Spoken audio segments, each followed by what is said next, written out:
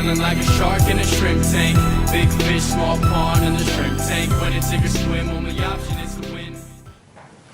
Hello, everybody. You're at our post-show wrap-up of the Shrimp Tank podcast, the radio show for entrepreneurs, broadcasting to you live from Ferrari of the Woodlands. And we had an outstanding show today. We had Steve Voitle. He's got a wonderful printing company. He's in 4 different locations. You're going to have to hear his story because he started from really ground zero, from nothing, and built this thing up over 17 years. And I've got Chip Matthews with me here today. Chip's faculty with Sam Houston State University. He is a leader in the entrepreneurship degree program. And special guest, first time today, we had on J.J.Hollie. J.J.'s with a really dynamic organization here, which is the South Montgomery County Chamber of Commerce, and we're in one of the best booming areas. There's a lot of business collaboration that JJ and his group are part of. JJ's president. Thanks for coming on the show, by the way, Thanks JJ. for inviting me. I appreciate it. Yeah, you had a lot of great comments and feedback, and it was a lot of fun. On the show, don't forget you can download a complete replay at houston.shrimptankpodcast.com. So just a couple of nuggets or takeaways that we want to speak to you about on the post-show wrap-up, Steve. My big takeaway from the show was how you had a watershed moment where something happened. You had a almost an instant decision to become an entrepreneur. Could you just tell us just a little bit about that? Tell our listeners about that. Sure. I missed my son's first communion.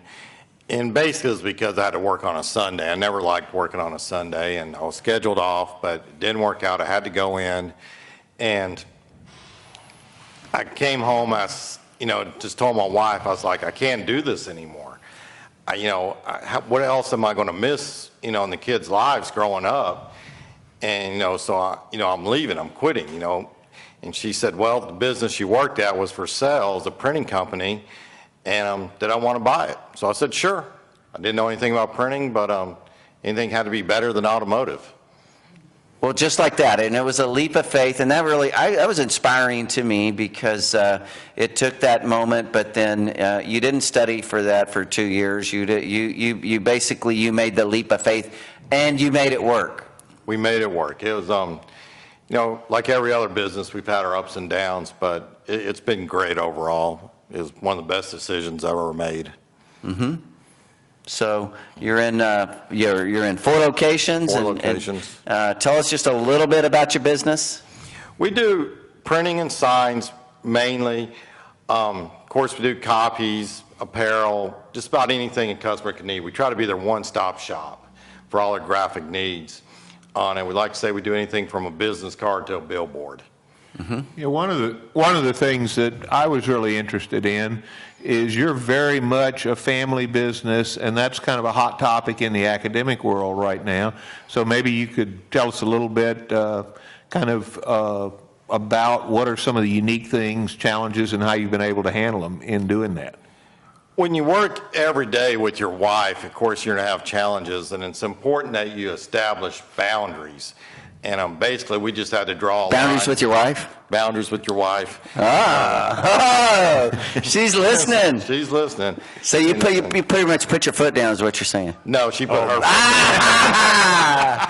down. So all in trouble. It sounds like she established the boundaries. She established the boundaries. Okay. She drew the line and said, I want to do these things, mainly the creative side. She was a graphic designer, and determined, how those things were going to go. And I could do the accounting and pay the bills, and we decided that we'd just split it and leave it at that, and stay out of each other's areas. Did you have an accounting background?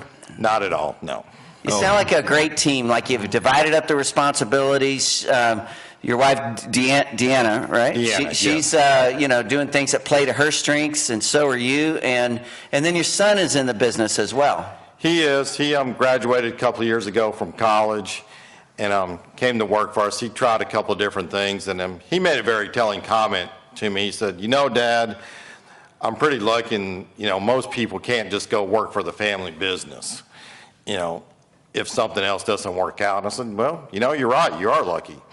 And, so, he came on board, and since he's been with us, he's done, like I say, a great job. He's in charge of a Magnolia location. Since he took over there, he's basically doubled the sales and tripled the profit. So Wow. he's done good. His name's Josh. Jonathan. Jonathan, way to go, Jonathan. You're rocking it. You know, you're going to be able to retire the old man before you know it. Keep it up. Hopefully, yes. That's Yeah. One of the kind of unexpected things I've run across with some family business that have been clients of mine is I've had several of them that as long as it was tough and it was a struggle, they all pulled together and they all really did well. And then they started having some success and everybody's ego got in the way and they started having more problems after they were successful. You've obviously made the transition from startup to success, and just interesting in any thoughts you might have about things that helped you go through that. Yeah, you just got to take it day by day, and you can't let the egos and things get in your way. I go back to it. I think really if you divide the responsibilities up and who's going to do what and not step on each other's toes, life's going to be pretty good. You're going to get along. Yeah. So, Steve, speaking of getting along, one thing that's impressive to me is how you've been able to grow from one location to 4 locations, and that obviously means you've got to manage people really well. What are some of the secrets you've got to making that work?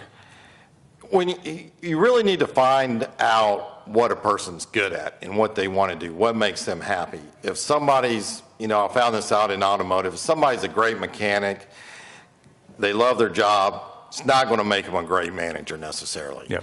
So, some people, they're happy with where they're at, and you got to leave it to them, leave them there, and other people are motivated with money and want to move up and want to make more, and you have to work with them. That's a great business principle. In Jim Collins' well-heeled book, Good to Great, he talked about having the right people in the right seats on the bus, and so that everybody can go down the road in a better way. So, Steve, thank you so much for being on the show. It was an awesome show with you. Would you tell our listeners how they would get in touch with you and your family business, JK Graphics?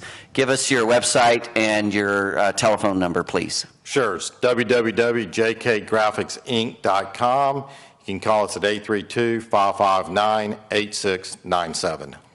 All right, fabulous. So thank you so much for coming on the show. Thank you, Chip. It was awesome. JJ, hey, you're going to want to download the whole show. It's an awesome show. Do it at houston.shrimptankpodcast.com. We're at Ferrari of the Woodlands, and we'll see you here next week.